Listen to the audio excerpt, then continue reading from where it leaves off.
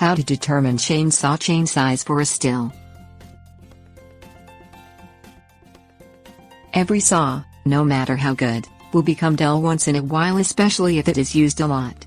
You can resharpen a dull chain many times, but eventually it will have to be replaced with a new chain.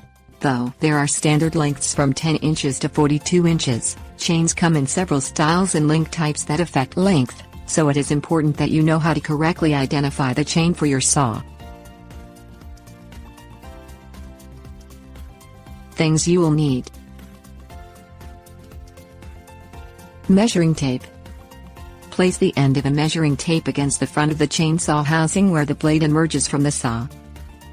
Stretch it out to the tip of the saw at its furthest extent. That measurement is the cutting length of the bar, and determines the size chain you will need to buy. Round up to the nearest even number.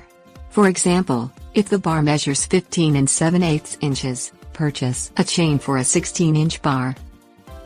Count 3 rivets in the chain and measure the distance from the center of the first rivet to the center of the third rivet. Divide the resulting number by 2 to get the number for the pitch of the chain.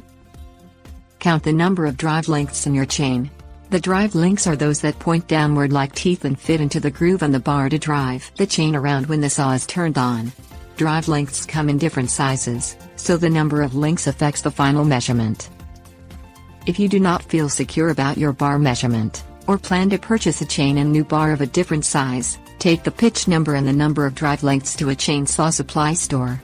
Chainsaw experts can check those numbers against a chart to determine the chain size.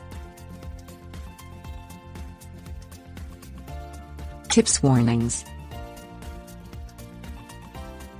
Stihl saw chains will have the pitch and gauge numbers on the side of the chain teeth, saving you the bother of measuring and counting them.